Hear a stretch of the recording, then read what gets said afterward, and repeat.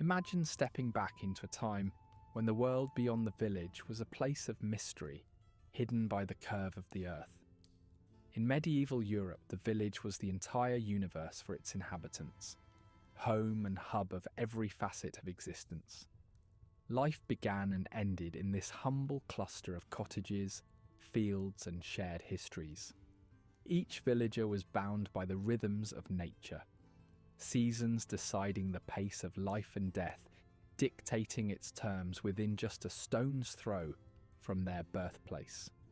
The layout of these villages resembled a well-woven tapestry, intricate yet simple, a main street meandering through the heart flanked by thatched roof homes and small gardens or pastures extending into the distance.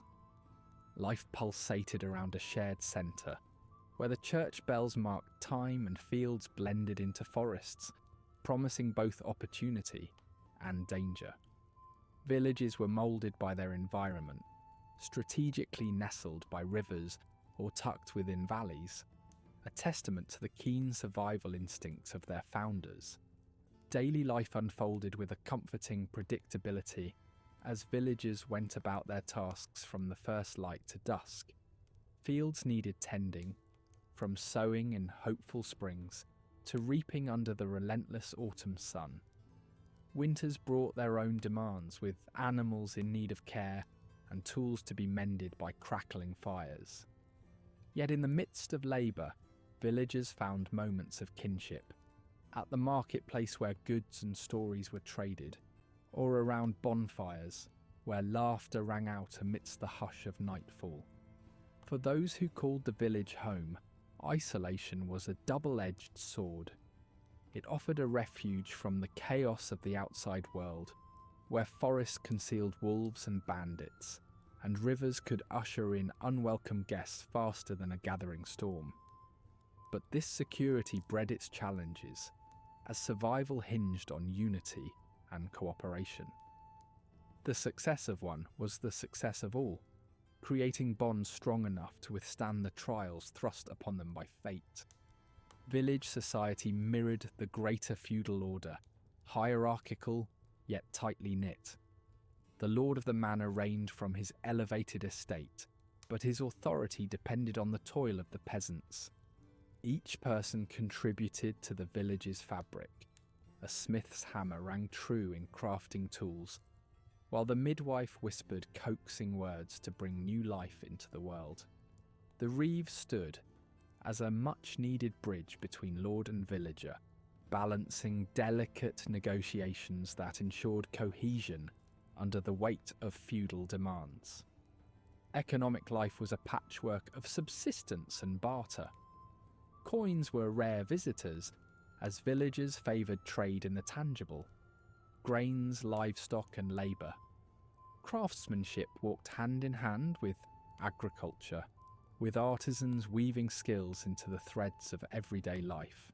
Together they propped up the frail village economy, rooting their community against the tides of famine or failure in the field. Every transaction was a testament to trust, the unwritten currency binding neighbour to neighbour. Education shunned the paths of ink and parchment, relying instead on oral tradition. Work was the classroom, each generation passing essentials down through practiced hands and whispered tales. Elders served as living libraries, sharing stories imbued with lore and lessons that outlasted any written decree. Yet the thirst for knowledge was never fully quenched. The literate priest or occasional wanderer brought news and ideas from far-off lands, setting alight the imaginations of those willing to listen beyond their village walls. Within their hearts, villagers held firmly to a blend of beliefs that encompassed both reverence and superstition. The church played a central role, anchoring spiritual life and offering the divine assurances of ritual and prayer. But the power of the unseen also loomed large. Sacred wells whispered promises of healing, while folklore warned of the mischievous or malevolent lurking in moonlit shadows. These beliefs, a medley of pagan roots and Christian leafage, created a canvas painted in stark contrasts, yet woven seamlessly into the village's soul. Living in a medieval village was a precarious dance with survival, with challenges as relentless as the seasons. Plagues, those unwelcome spectres, swept through with deadly grace, claiming family and friend alike. Villagers turned to both the church and their own remedies in desperate attempts to ward off these invisible foes. Crop failures, famine, and war loomed as ever-present threats, demanding resilience and unity from a people who had weathered countless storms. As our journey among the hidden lanes and quaint cottages draws to a close, we are left under the spell of places peopled by perseverance and stories more vivid than the finest tapestry. These villages, in their modest existence, hold tales that transcend time, legacies of human spirit, courage, and connection stretching across the centuries. Even as we leave this medieval world behind, its essence remains etched upon our imagination, reminding us of the layers of life that whisper beneath our modern world, keeping its whispers alive and its stories timeless.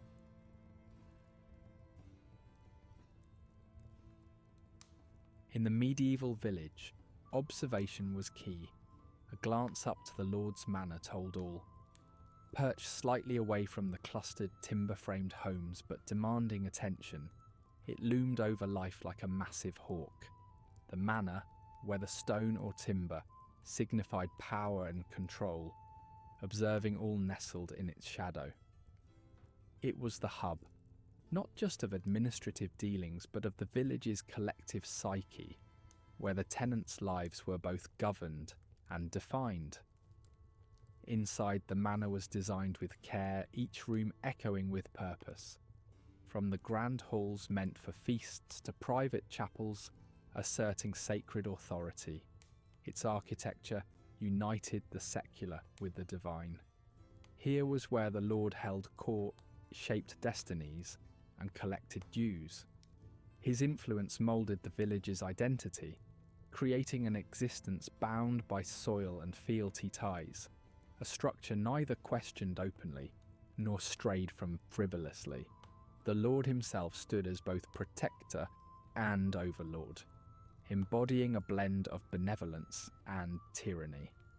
His reputation among villagers was as dual as the life inside the manor walls.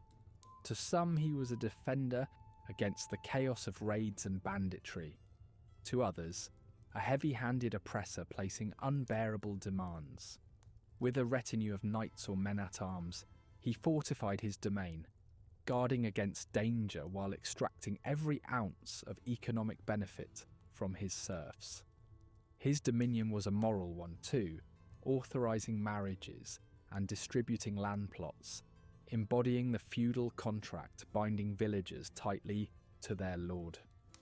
Life within the lord's imposing estate contrasted starkly with that outside.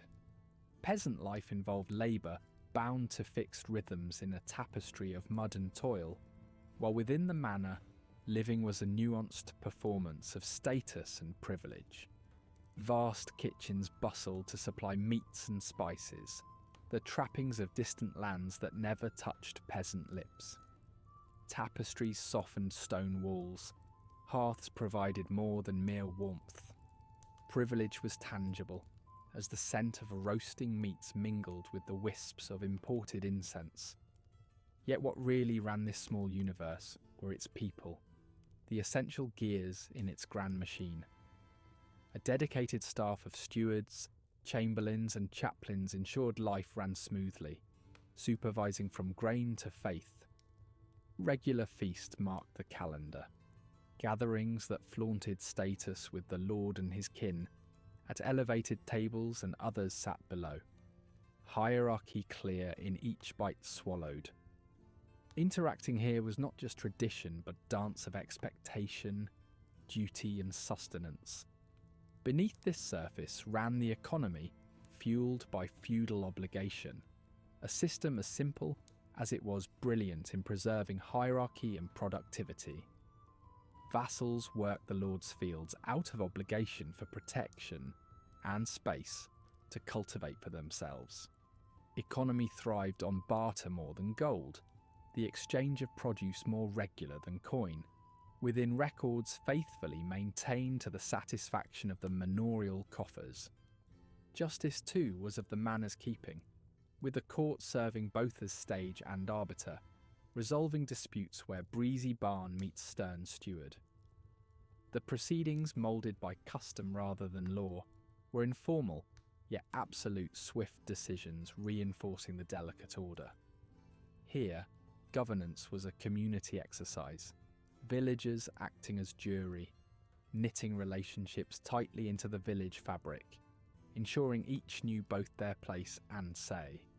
Commanding it all, often unseen but always felt, was the steward, the linchpin entrusted to maintain the peace and prosperity of the manor.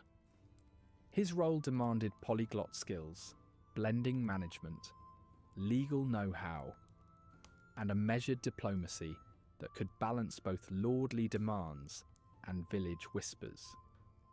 In his tasks, he was as close to an equal of the lord as possible, embodying firm structure, yet maintaining a humane grip on the ticking heart of the manor. For peasants, the manor was more than walls and window panes. It represented a paradoxical blend of security, a guaranteed protection, and exploitation, endless labour tethered by invisible, inescapable chains.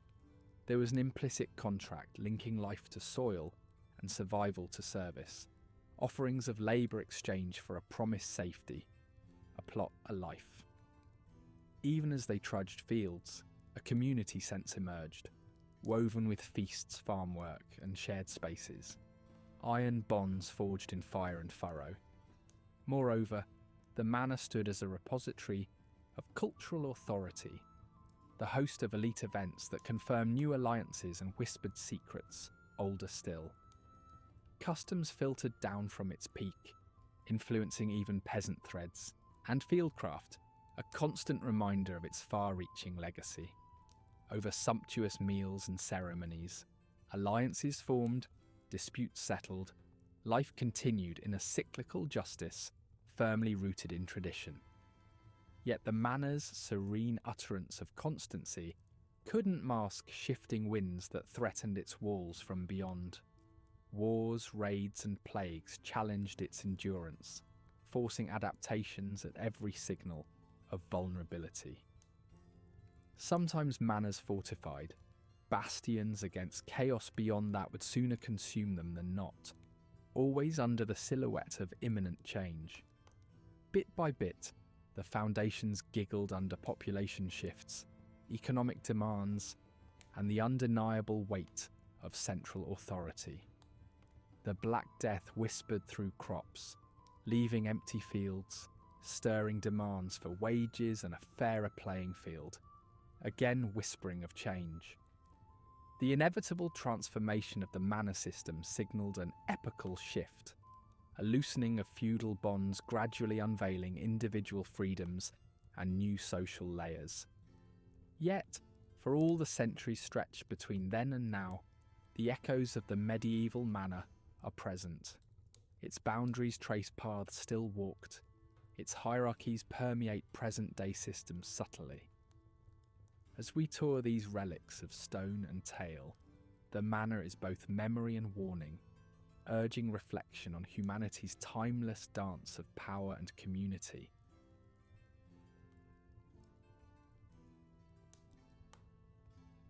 In the tapestry of a medieval village, the church was both its anchor and its compass, standing tall as a constant witness to the ebb and flow of daily life. With its steepled silhouette cutting through the village skyline, the church served not just as a house of worship, but as a beacon of faith and order. Each villager, be they peasant or noble, would at some point circle through its embraces for a ceremony that marked their life, perhaps a baptism, a marriage, or a final farewell. Here under the stone arches, generations grappled with big questions of life and death, all framed by a shared faith that stitched individual threads into a close-knit community tapestry. But beyond its sacred role, the church wielded temporal influence as well, an authoritative diary, keeping record of life's milestones through meticulously preserved documents. The church's calendar didn't just track time, it set the beat for village life. Sundays signalled a pause for worship, while each Saint's Day offered respite from labour, blending spiritual obligations with a touch of festivity. A village's week unofficially began with the bells of the church, a sound as reliable as the rising sun, calling villagers to prayer, work and rest. Imagine morning sunlight drifting through narrow windows as the church's bells pealed over the fields and cottages, ringing in time and routine.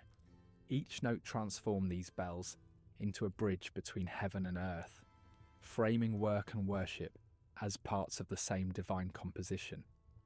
The passage of days, punctuated by the Feast of Candlemas or the celebration of St. Michael, intertwined with villagers' agricultural pursuits, knitting a fabric where sacred and secular were its warp and weft. A festival like Easter or Christmas was not merely a religious observance, it was a season-defining event that swept up the entire community in joy and shared tradition, binding everyone through ritual and revelry. Within the sphere of village governance, the church was judge and jury, doling out moral guidance woven with law. Church courts upheld canon law with vigil, addressing infractions that ranged from adultery to blasphemy through penance or public shame. These proceedings fortified the moral and social fabric, subtly reminding everyone that spiritual and earthly disciplines march to a shared beat. The priest, often the sole literate figure about, served as the shepherd of souls and keeper of records, straddling roles as spiritual guide and communal advisor. His counsel, ranging from disputes of land to questions of faith, was sought widely, extending his influence far beyond the sanctuary. As an educator, he stood each week before his hopeful, complex flock, rendering Scripture's mysteries comprehensible and relevant. His guidance bridged the gap between the faithful and the divine, his words garnished with the weight of tradition and the vital pulse of everyday life. In their daily lives, villagers wove prayers into the rhythm of morning and evening, punctuating ordinary acts with gestures of faith, a sign of the cross here, a whispered blessing there. Communal life was a braid threaded with ritual. Baptisms drew together families in a shared promise of faith. Marriages melded households under the church's blessing, strengthening community bonds. Even death saw the village come together in solemn rites that honoured life and soul. Superstition walked hand in hand with devotion, a shadowy companion filling the spaces between doctrine. Villagers clung to charms and talismans alongside crucifixes, blending established theology with whispered traditions. The church resisted such superstitions, aiming to absorb but not erase them, creating an interwoven fabric where officially sanctioned faith and folk belief sat side by side. As for the church itself, its physical presence was a testament to faith's power and aspirations. Constructed from stone hewn by local hands, village churches were solid symbols of hope. Their architecture reached skyward, an earthly mimicry of divine yearning. Inside, stained glass filtered sunlight into vibrant halos, illuminating biblical scenes for those who couldn't read. The altar, central and elevated, grounded ceremonies in reverence and reminded all of the sanctity their faith promised. Both peasants and nobles gathered here, united in their quest for solace and salvation, though their experiences diverged. For peasants, the church was solace from toil, and a doctrine to bolster resilience amid uncertainty. For nobles, it was a stage for piety intertwined with displays of power. Nobles contributed through endowments and constructions, seeking both spiritual merit and social prestige, illustrating the dual face of devotion, one simple, the other entwined with earthly ambitions.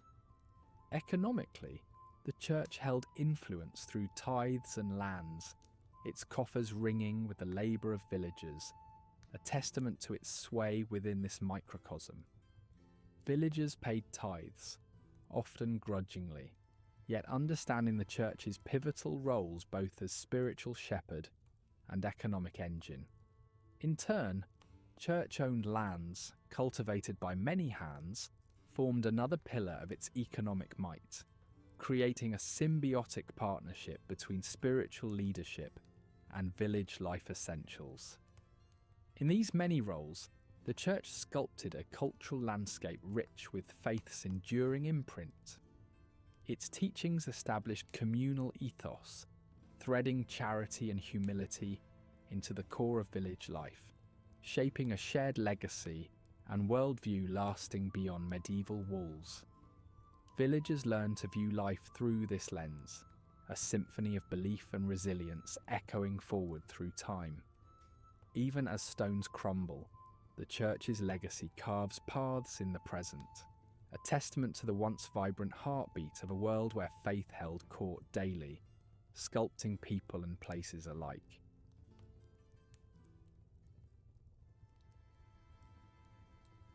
Life in a medieval village hinged on a peculiar yet efficient agriculture system known as the open field system. Picture a tapestry, not of colourful wool, but of earthy browns and greens, narrow strips of farmland each tilled by different hands. These plots are scattered like puzzle pieces, meant that no single peasant owned a vast expanse of land. Instead, they shared a patchwork of earth with neighbours, a necessity born from tradition and practical farming needs.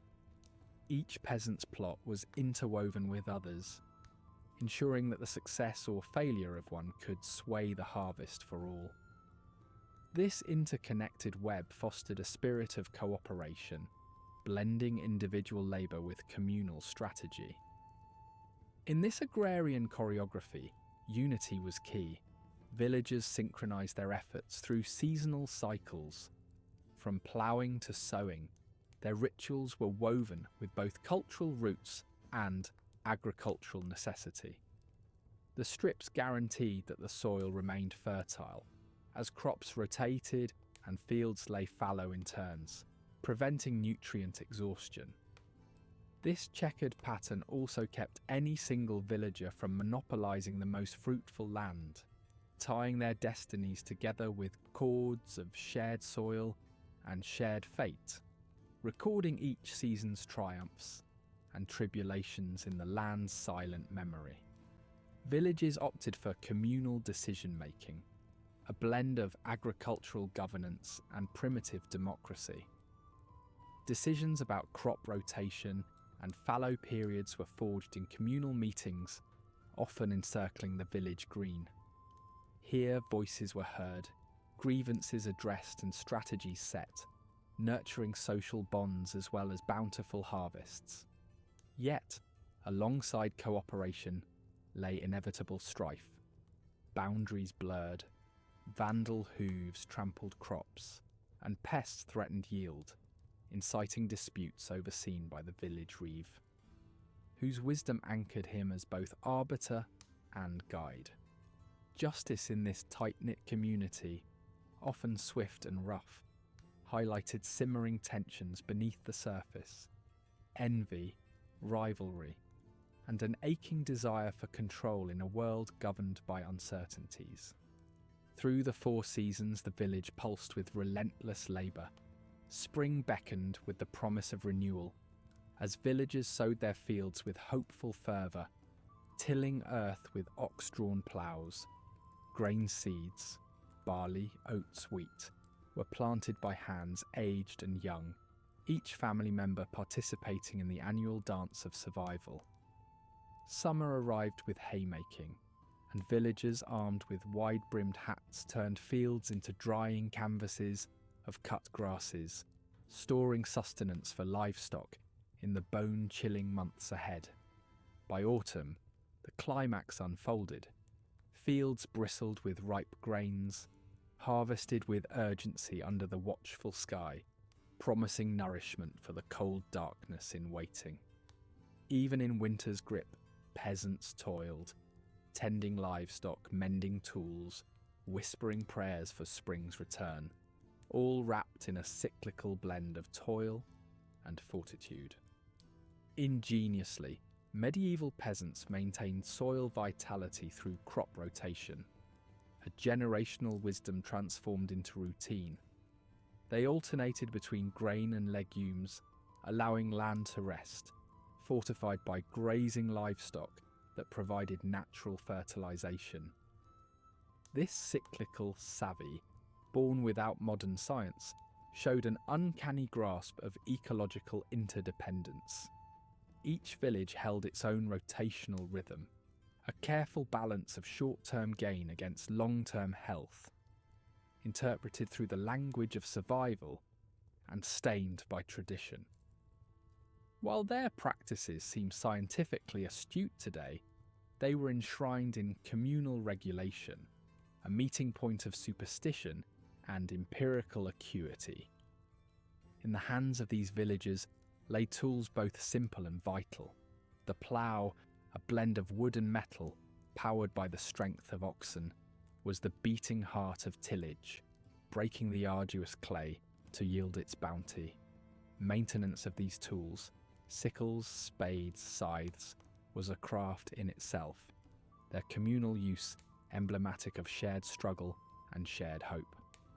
While tools embodied simplicity, they were forged by necessity's fire, serving as unspoken heroes in the daily narrative of rural resilience.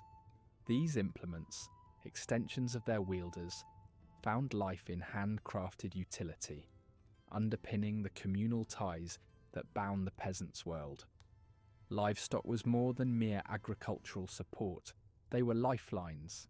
Cattle ploughed, chickens provided eggs, pigs offered meat, goats supplied milk, and all served as both companions and resources.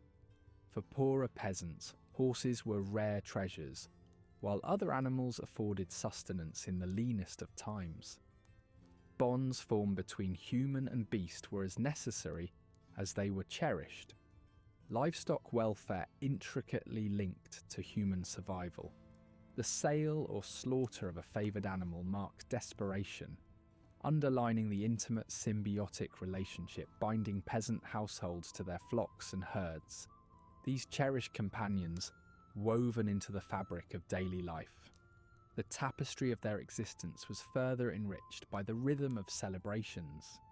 Peasants wrapped their grueling work into the folds of religious and cultural festivity, punctuating seasons with feast days that blended Christian rites and pagan roots. At these gatherings, labour released to joy, spiritual rites entwined with merriment, superstition mingled with gratitude, weaving a festive relief into the relentless pace of life. Celebrations like Lammas or St. Martin's Day punctuated the labour calendar, offering much-needed breaks where communities came together, bolstering spirit and soul for the trials ahead. Amid such resilience existed a simmering tension, a strain occasionally snapping into rebellion. Peasant revolts underscored economic strain and social pressure, ruptures in the feudal order driven by frustration and hunger. The 1381 Peasants' Revolt in England starkly illustrated these divides, as taxes and serfdom's chains chafed too keenly.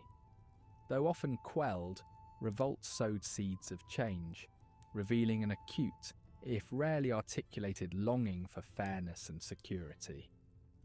These uprisings, though fleeting, hinted at an enduring thirst for justice, propelling subtle shifts in medieval stratagems and awakening whispers of reform. Village livelihoods spread beyond tilled fields, as tradecrafts buffered against subsistence's fragile edges.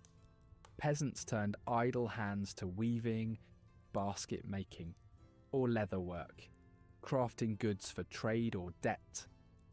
These skills, entwined with guild hierarchies and community networks, represented both personal resilience and communal strength, fostering connections that stitched villages to a broader economic quilt. Blacksmiths, millers, brewers, linchpins around which village life revolved, melded agrarian output into sustenance and continuity. Women's roles too were pivotal. They spun, brewed and wove, supporting households with an unspoken, steadfast grace. Beneath this symphony of shared toil lay an indomitable spirit. Medieval peasants, often painted simply as hardship's acolytes, lived vibrant narratives that defy simple caricature. Bound to land and tradition, their stories unfold as an enduring ode to human tenacity. These lives, navigating imposed structures and ecological demands, demonstrate an enduring dance of adaptation and interdependence. Peasant plots, more than displays of labour, symbolise the persistence of community and the perpetual quest for survival and belonging. Peering into their world offers overtones of truth, an echo of shared history, whispering through leaves of passing time.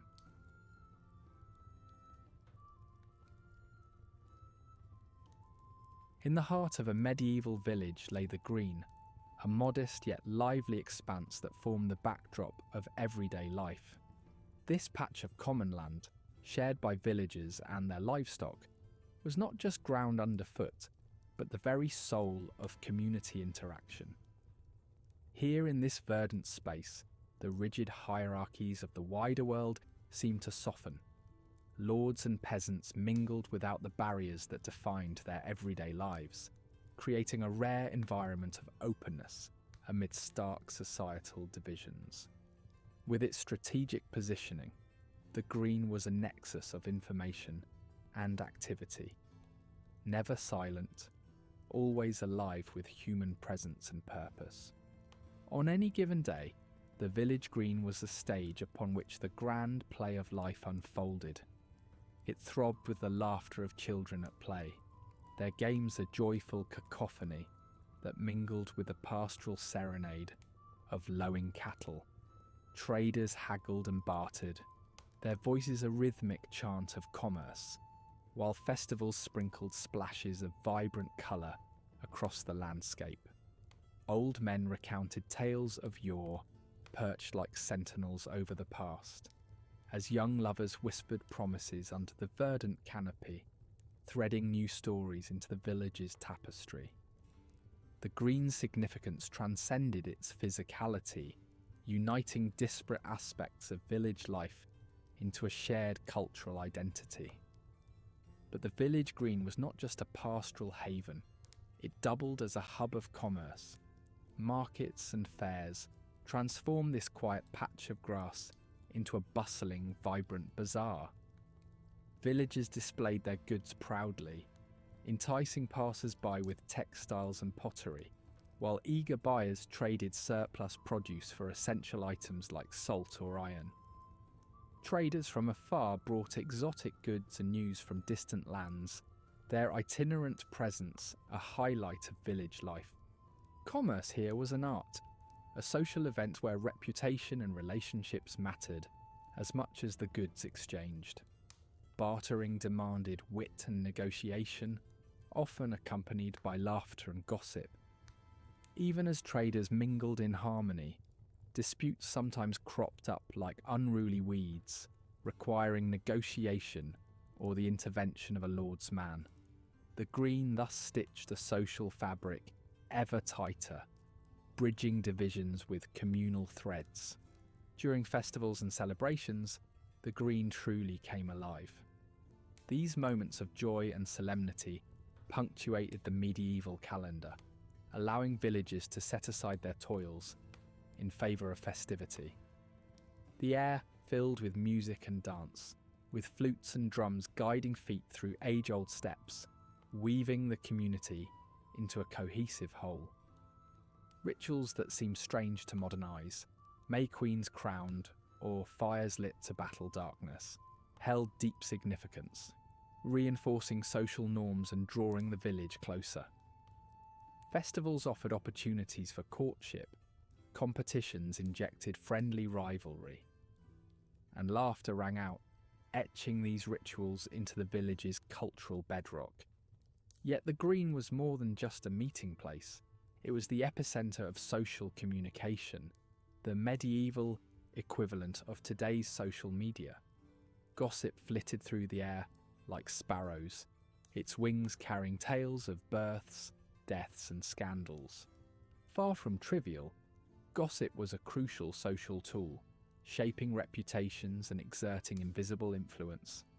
It was here that women, often in the margins of official structures, wielded power, crafting narratives and steering perceptions with subtlety and skill. Layers of truth and fiction intertwined in these whispered conversations, crafting a narrative tapestry as intricate as the society that spawned it. Rituals and superstitions also played out on this common field, reflecting a world where religion and magic blurred. From simple gestures like planting protective rowan trees to elaborate seasonal ceremonies blessing fields, these acts represented attempts to exert order over a chaotic world. They infused the Green with a spiritual resonance, tying human effort to divine will. Even the routine was imbued with mystical significance, offering reassurances in a pre-scientific age. The Green was no stranger to conflict and resolution either. Disputes simmered amid its tranquility, sparked by matters as trivial as stolen geese, or as personal as family feuds. Yet, its public visibility prompted resolutions, with villagers stepping into roles of mediator or witness. Sometimes the presence of authority figures lent weight, but more often it was collective wisdom that prevailed. The Green, a courthouse and a stage, maintained the village's delicate balance, upholding social order amidst seeming chaos. For children, the Green was a playground and a school.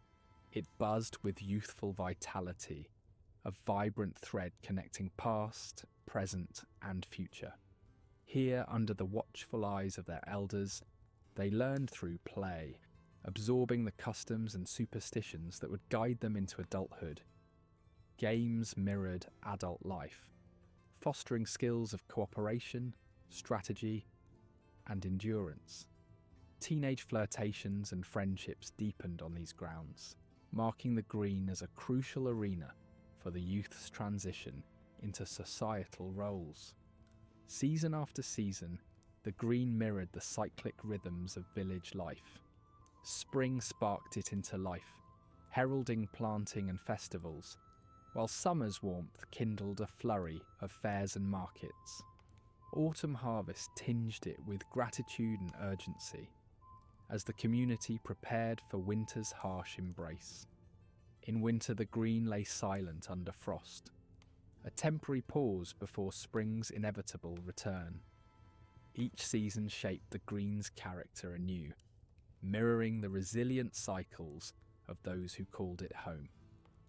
Throughout history, major events etched new chapters into the story of the village Green.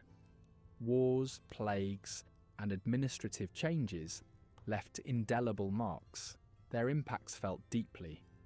In contrast, this space remained a constant, offering villagers continuity amidst upheaval. Today, the Green stands as a relic of medieval life, a testament to a world where community was both an ideal and a necessity. Its legacy endures, reminding us of enduring bonds with the land, communities, and traditions that continue to weave the tapestry of life across centuries.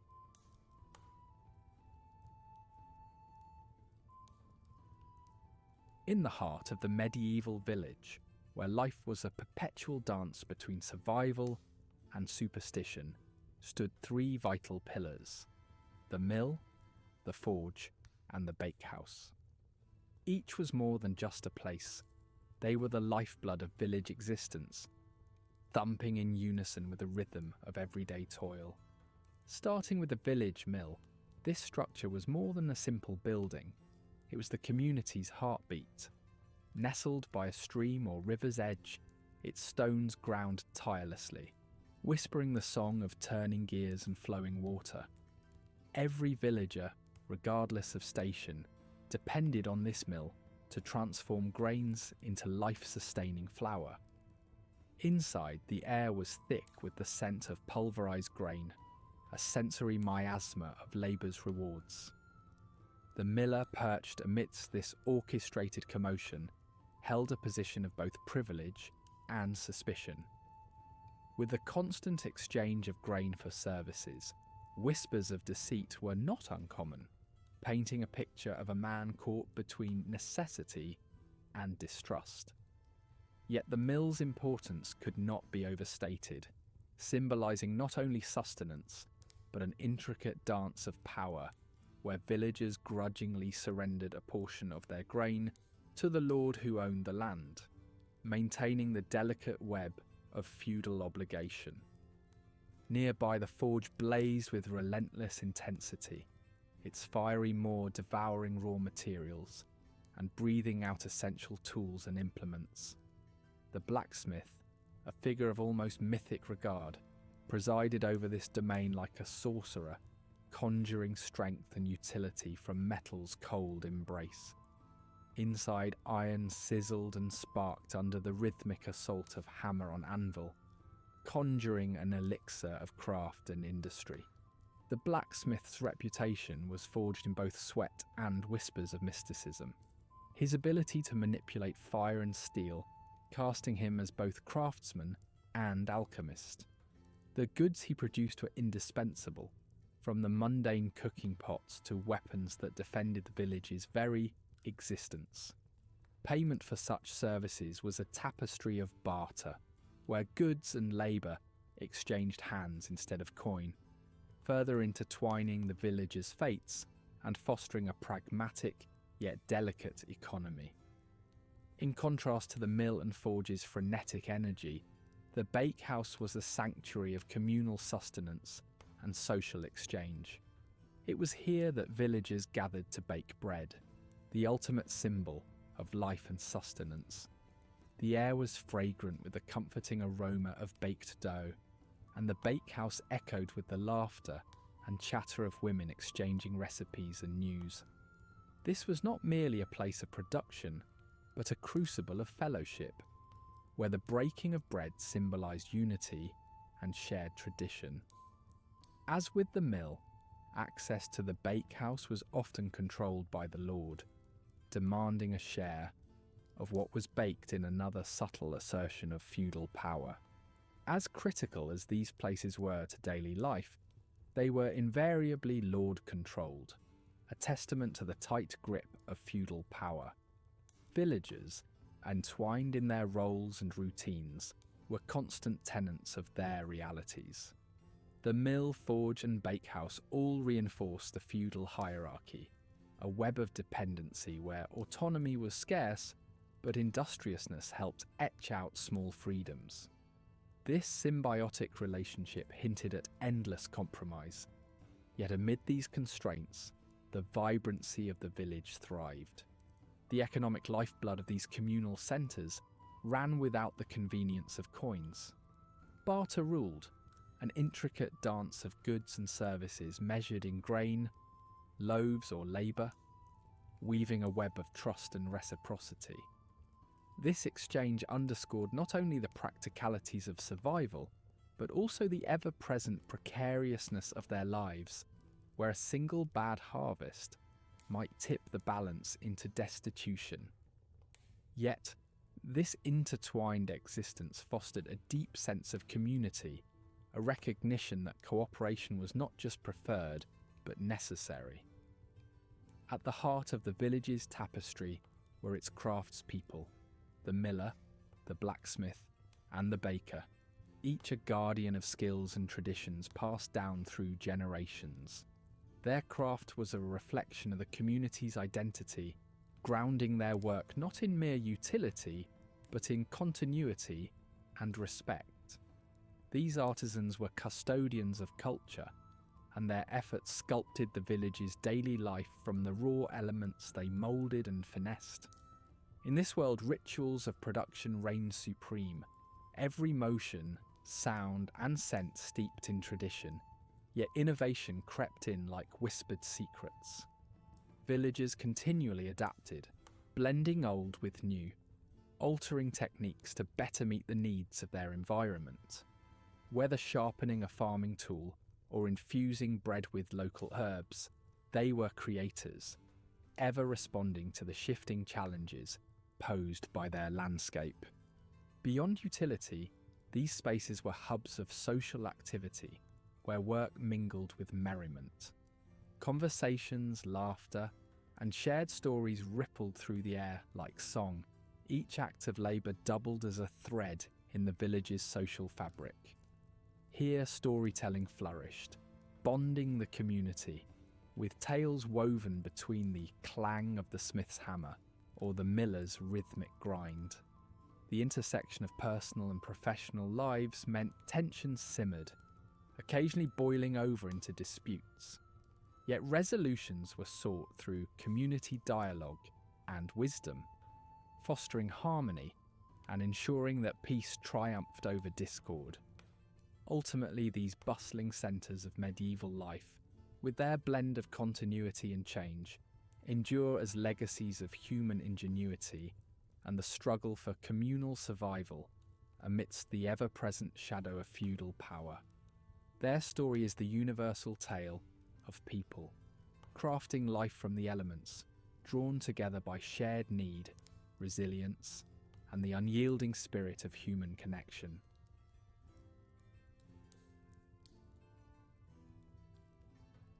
In the heart of a medieval village, justice was not meted out in grandiose stone halls, but rather in modest barns, or beneath the open sky, where villagers gathered under curious eyes.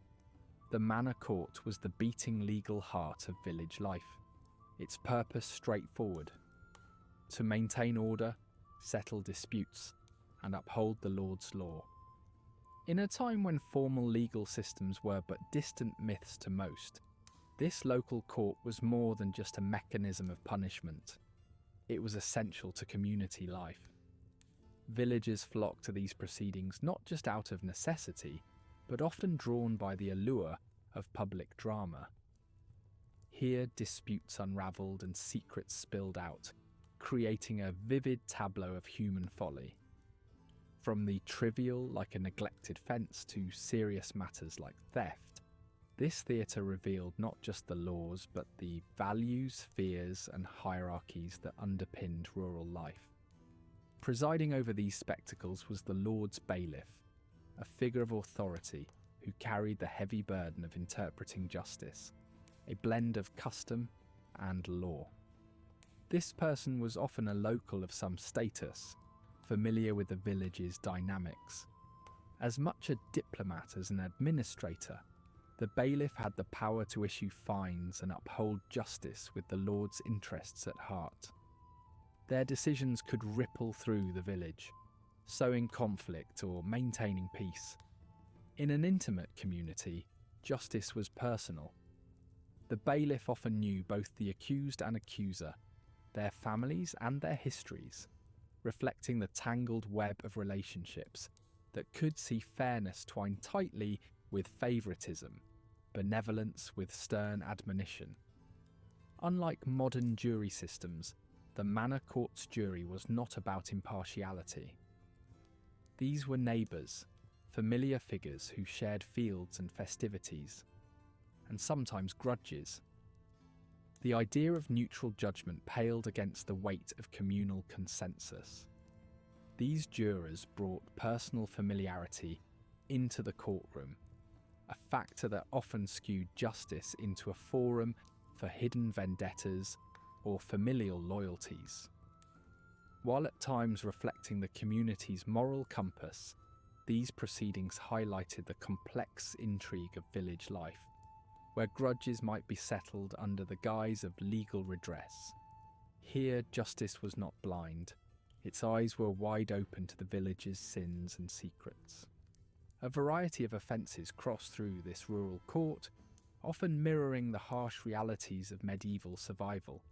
Trespassing, theft, and neglect stood as common charges, echoing the struggle for order amidst shared resources. Penalties often took the form of fines, a heavy burden for peasants living on the very edge of subsistence. These fines offer us historical glimpses into minor transgressions and the norms of a bygone society. For women, offences often mirrored patriarchal standards. A scolding woman disrupting public calm may face fines or humiliation for challenging the order. Failing to kneel in church highlighted a blend of social and moral demands. In such a world, the court's decrees could deeply affect lives and family survival, cultivating habits of caution and compliance, or quiet defiance. Justice here was not solely about codified laws. Unwritten rules and social norms carried equal weight.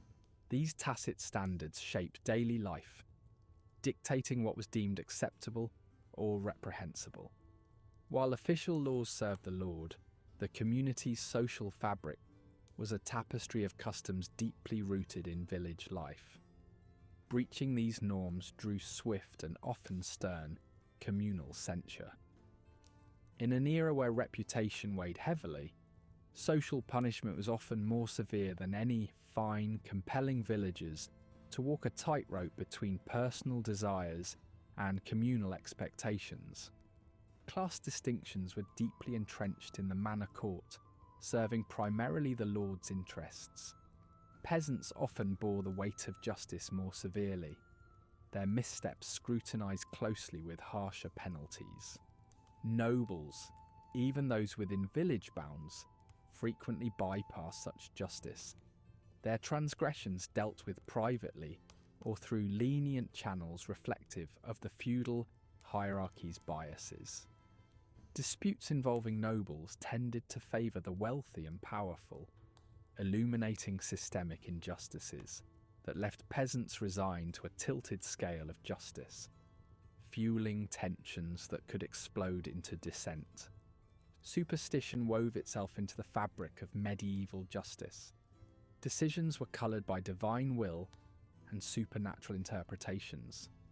Accusations of witchcraft or malevolent dealings often targeted those on society's fringes. The court was a stage for fear and fascination, with trials by ordeal reflecting a belief that divine intervention would guarantee justice. Despite the seeming absurdities, these practices were firmly rooted in the medieval mindset, where earthly and divine matters blurred into one. For villagers, the court was a theatre not just of human justice, but of celestial judgment. Punishments extended beyond personal consequence, serving as public spectacles to reinforce order. Stocks, pillories, and floggings in public spaces ensured offences weren't forgotten, embedding them in communal memory. These punishments were multifaceted, a deterrent, a shame, and paradoxically, a form of traditional entertainment.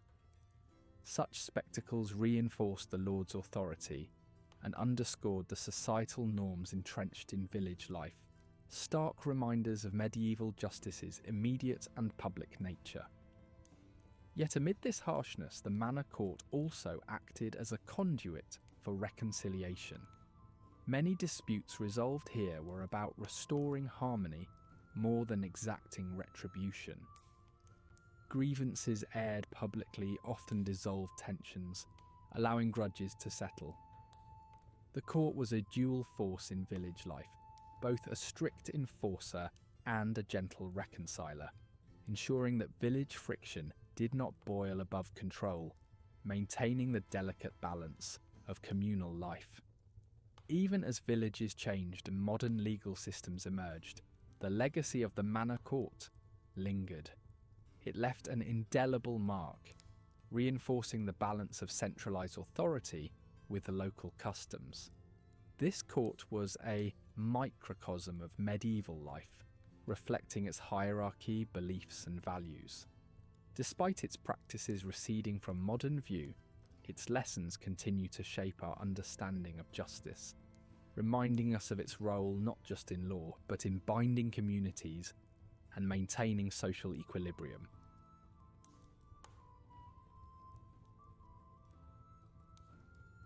In the medieval village, the reeve was a linchpin, navigating the tightrope between the demands of the lord's manor and the needs of his fellow villagers. Positioned as an arbiter, a role marked by both prestige and precariousness, the reeve ensured the fields were sown and harvests gathered, upholding the delicate rhythm of village life. His authority was a double-edged sword, both a marker of respect and a source of tension, as he endeavoured to distribute land and resources fairly while keeping the peace. Balancing the desires of the manor with those of the villagers, the reeve's every decision could significantly sway the tide of prosperity or poverty. His influence was deeply felt and deeply personal. In the pastoral expanse of the village, the herdsman stood as a steadfast keeper, a silent guardian of the community's livestock, an essential link in the chain of survival. His life was dictated by the rising and setting sun, shepherding flocks across verdant pastures. Vigilant and alone, he battled the elements, the lurking threat of predators, and the potential betrayal of human greed with unyielding resolve. His relationship with the villagers was built on trust and necessity, as they depended upon his expertise to protect the animals that were their lifeline. A guardian of sustenance, the herdsman walked his path with a quiet pride, attuned to the songs and whispers of the land he traversed. Meanwhile, the midwife's presence bridged a threshold between life and death. In an era haunted by the spectre of mortality, she was the trusted guide through labour's shadowed gates, wielding knowledge passed down through generations. Replete with chants and herbal remedies, she offered comfort where modern medicine held no sway. Her duties carried her from cradle to grave, delivering children into the world and soothing families as new souls departed prematurely. A compassion rooted in understanding life's fragile nature. This intimate relationship with the village's womenfolk broadened her influence beyond childbirth, into realms of advice and guidance. The midwife was both a healer and confidant, embodying empathy and endurance. A step removed, yet intrinsic to life's fabric, the ploughman was another artisan, one whose craft echoed the eternal dance of earth and sky. His mastery over the soil with iron and oxen not only shaped harvests, but also the foundational lines of village survival. Each furrow he cut declared a promise of sustenance, dependent on weather's fickle collaboration. His was a job of grit and tenacity, linking him intimately with the land's mysterious whispers. The ploughman's toil transformed the landscape into a canvas of possibility, echoing with the potential bounty, posited by his expert touch, and a testament to the quiet dignity of labour bound to the natural world. Amidst these roles, even children bore responsibilities unfathomable by modern standards. Their tasks, while seemingly minor, form the backbone of village operation. Whether chasing birds from newly sown fields or drawing water from the shared well, children's labour was vital, and education through action. It was these small hands that ensured legacy, bridging generations in task and tradition. They played amongst their chores, discovering joy entwined with work's necessity, crafting a mosaic of survival and community that underscored the complexities of medieval existence. The baker too crafted sustenance from simplicity. Rising before dawn, amidst the mingling scents of yeast and smoke, he transformed grain into bread that bore life itself. His bakehouse was a cornerstone, the heart of sustenance for both peasant and manor. Each loaf emerged bearing the essence of patience and skill, a ritual dance with the capricious elements of heat and humidity. Though his craft seemed a constant, it required precision, an alchemical marriage of elements to nourish the village's body and spirit, drawing people together in a shared routine, infused with warmth and familiarity. Alongside the baker, the blacksmith's forge stood as a crucible of transformation. The air around him was alive with the rhythm of hammer upon anvil, shaping iron into objects of utility and protection, tools and weapons, implements of society's beating heart. His labour was steeped in a mysticism, echoed in the sparks that flew from each indomitable stroke, marrying the physical to the profound. The blacksmith's creations fortified village life, a bridge between raw element and refined utility that spoke deeply to his unique, almost mythical status within the community. There, by the mill, another guardian kept vigilant watch, the miller. Tied to the rhythmic turn of massive stones, he managed the grain's metamorphosis into flour, a craft steeped in both solitude and necessity. This task imbued him with both prestige and suspicion, his integrity constantly measured by the transparency of his results. In the miller lay a custodian of life's building blocks, an unwavering sentinel, ensuring the village's survival through skill and machinery, set apart from but essential to the community's resilient quotidian. Lastly, the carpenter wove both dreams and reality from raw timber, a genuine architect of spaces. His craftsmanship shaped the bone and sinew of village halls and humble homes, borrowing from the land's bounty to enclose its children's lives. In every joint and beam lay stories of protection, community, and endurance, spaces into which villagers poured their hopes and histories. His work transcended the mere act of construction, weaving the essence of human habitation into the landscape's enduring tapestry, a testament to resilience. Not to be forgotten, village telltales carried the lore and news that linked daily life's disparate pieces, weaving story into the social fabric. Their narratives spun whispers into shared experience, making legends of common tales or king's edicts. It was through their words that the village found cohesion, information travelling on tongues, binding the past to the present through an ongoing, powerful tapestry of spoken art and memory.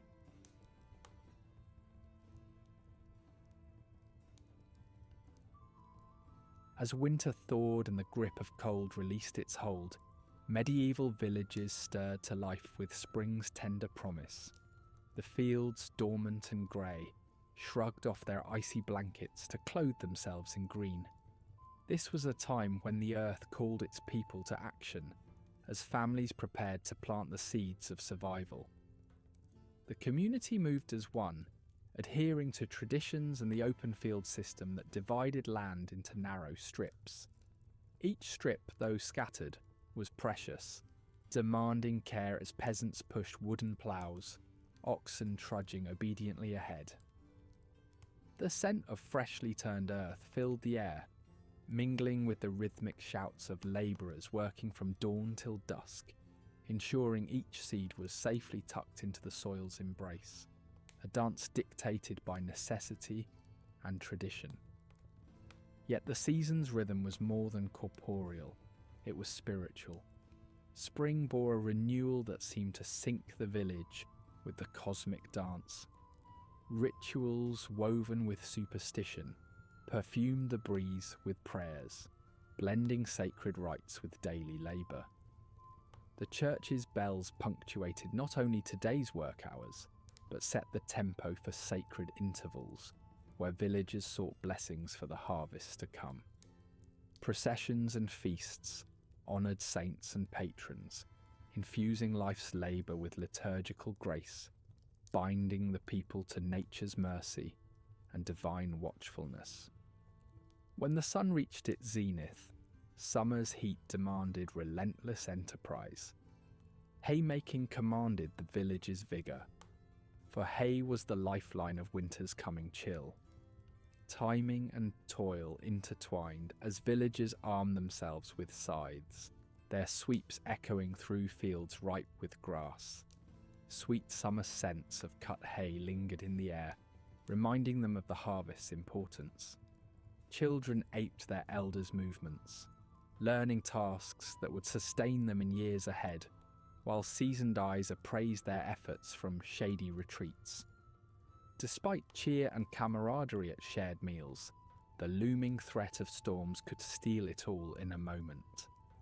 Eyes watched gathering clouds with dread, a relentless reminder of how nature, while a provider, was ever unyielding. As autumn arrived, nature's brush-painted fields gold with wheat and barley. This was harvest time, a whirlwind culmination of cutting, threshing, and storing.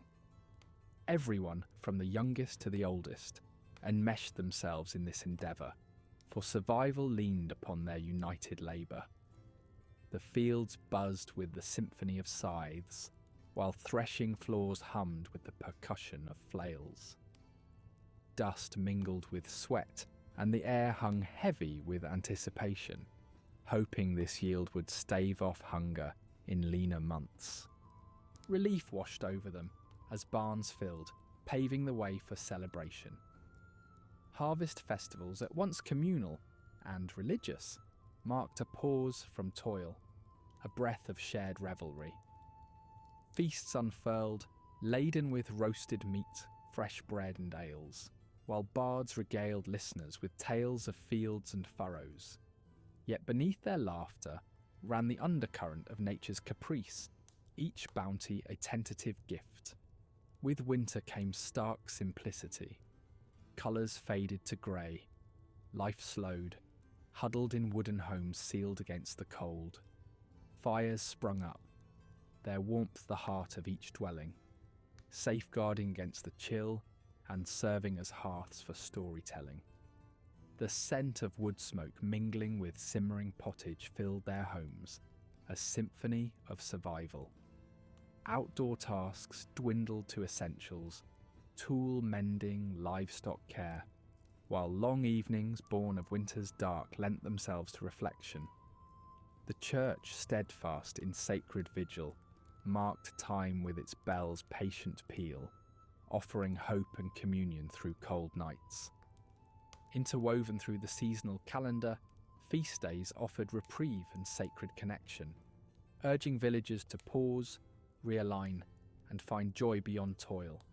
Bells called them to rituals, transforming humble gatherings into divine celebrations. Sacred liturgies raised above their daily labours, at times blending seamlessly with pagan echoes. These days braided the community together, binding their lives with sacred purpose. In a world rich with uncertainty, rituals and superstitions anchored the medieval villagers. Every action bore significance. Rites protected their realm from the unseen. From planting to harvest, these beliefs formed an intricate tapestry of security and identity, blending Christian and pagan elements. Elders, keepers of ancestral wisdom, were sought for their insight. Healers and wise women poised on the line between suspicion and necessity, crafted potions and talismans believed to heal body and spirit. In villages of contradictions, saints walked alongside spirits. Christian liturgies coexisted with tales of ancient gods, creating a spiritual tapestry both reverent and pragmatic. This complexity birthed humour, a salve to hardship. where jesters and minstrels turned life's absurdities into shared laughter, offering momentary reprieves from the heavier realities of their existence.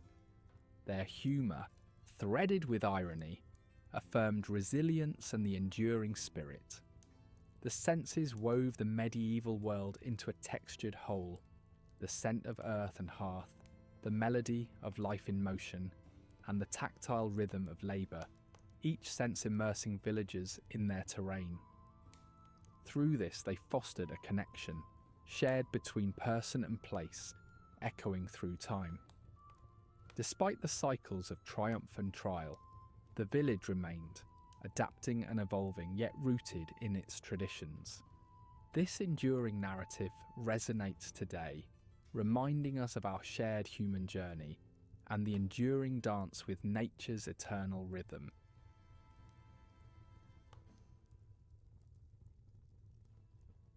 When the Black Death crept through Europe in the mid-14th century, it tore through villages, leaving behind a staggering death toll that altered them forever. Some villages watched as 60% of their people succumbed to this invisible foe, leaving behind empty homes and untended fields. The survivors, left with no choice, had to adapt to new roles, weaving together the frayed social fabric from what little was left. Strangely enough, this decimation allowed common folk unexpected bargaining power. With a shortage of labourers, landlords were forced to offer better terms to entice the few willing to toil the land. The feudal stronghold loosened its grip, and for the first time, peasants found themselves with a newfound, albeit bittersweet, leverage. While the plague clawed at the very essence of village life, regional wars and conflicts further complicated existence. Armies trampled fertile fields, reduced homes to ashes, and requisitioned precious grain, leaving villagers at the mercy of famine. Yet amidst the chaos, villages demonstrated remarkable resilience. With identity and population in flux, villages rose from ashes, rebuilt by hands that intertwined old traditions with new realities. Shared hardships kindled camaraderie, uniting survivors under a banner of resilience. But it wasn't just pestilence and wars that tested these communities. A change in lordship would send ripples through village life. New lords arrived, imposing fresh rules, taxes, and expectations, often dismissive of local customs. Yet the people manoeuvred through these changes with a deftness born of necessity. By preserving communal bonds and honouring deep-rooted traditions, villagers maintained a semblance of stability, ensuring their core identity was never entirely erased. As centuries unfolded, economic transformations began to nudge the village economy from its steadfast agrarian roots. The expansion of local markets saw villages near trade routes opening doors to new goods and ideas. Merchant classes emerged, nudging the economy toward a more dynamic model. Artisans and craftsmen found new markets, directly challenging the lord's economic dominance. Money, once a foreign concept, made its way into daily dealings, slowly pivoting the villages toward a cash economy that hinted at greater independence from feudal chains. Religion, the lifeblood of medieval communities, wasn't untouched by change. The Catholic Church dictated not just spiritual life, but administrative decisions. However, rumblings of reform and schism slowly made their way even to these isolated corners of the world. The village church, an erstwhile cornerstone, transformed into a forum for debate and subtle defiance. New practices emerged, emphasizing personal devotion and fostering a community consciousness less reliant on ecclesiastical authority. Architecture, witness to centuries of change, captured the village's story through stones and beams. Natural disasters and wars laid waste to structures, necessitating rebuilding that left visible scars on the landscape. Yet with each reconstruction, villages captured their survival and aspirations in stone churches and fortified manor houses. These evolving structures stood as silent testaments to the enduring spirit of the people. In the realm of sanitation and health, medieval villages often grappled with the consequences of their close living arrangements. Disease spread easily, propelled by open sewers and dirty water. However, catastrophic events like the Black Death spurred a slow yet crucial evolution toward hygiene awareness. Villagers gradually learned to distance midden heaps, dig deeper wells, and embrace a rudimentary form of public health awareness, essential for survival. Social structures, once as rigid as the stones of the manor, began to show signs of flexibility. The flight of serfs to freer pastures and a bolder peasantry diluted the traditional bonds of servitude. Roles diversified, nudging the social fabric towards a more fluid state. Emerging markets gave rise to a merchant class that began bridging the gap between the nobility and peasants.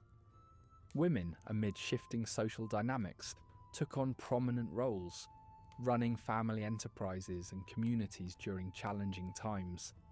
Through it all, the internal rhythm of village life evolved.